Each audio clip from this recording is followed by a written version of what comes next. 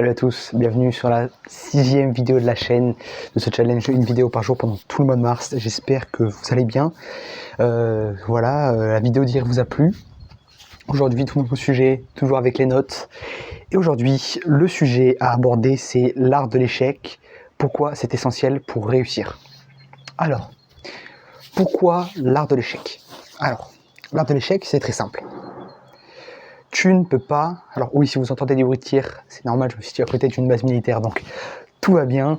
Nous ne sommes pas en guerre pour l'instant, en tout cas, pas pour l'instant. Alors, revenons au sujet, l'art de l'échec.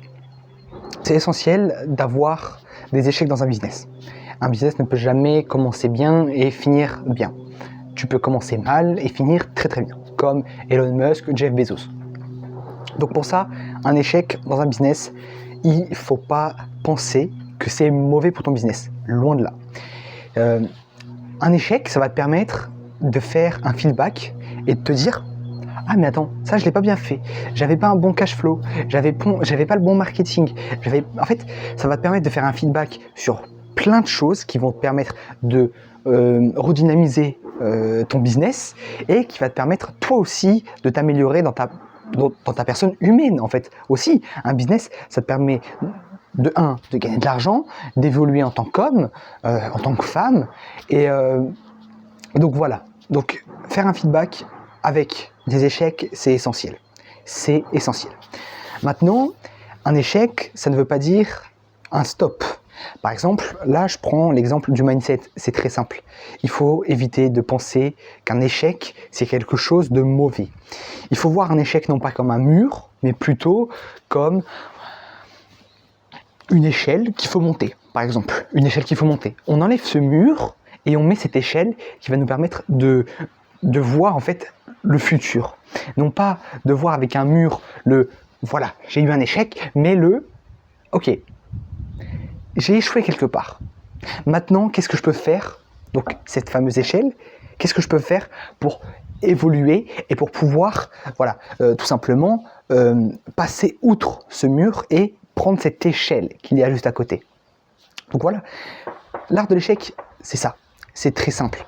Il faut un bon feedback, il faut avoir des remises en question, parce que si tu n'as pas de remise en question, tu ne peux pas avoir de bon feedback.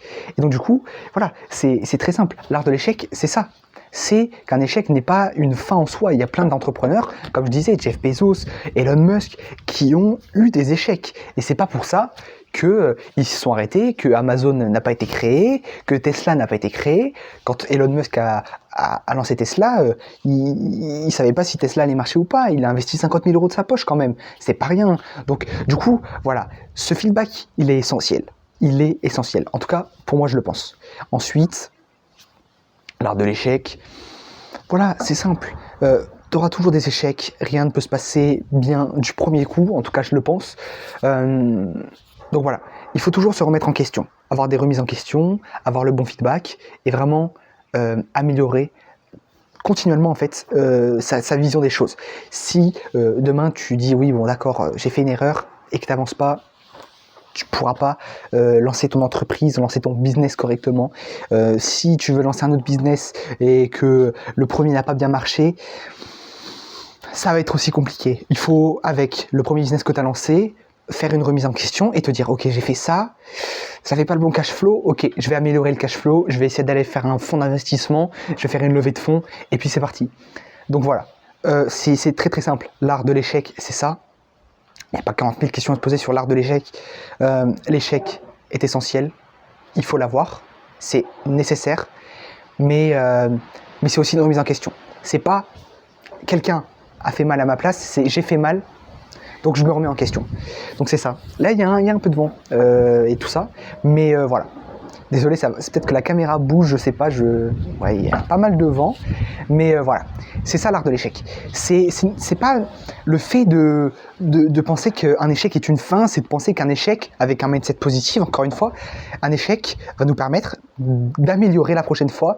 Et vraiment, avec un mindset positif, tu peux tout faire. Je le répète à chaque vidéo, je pense.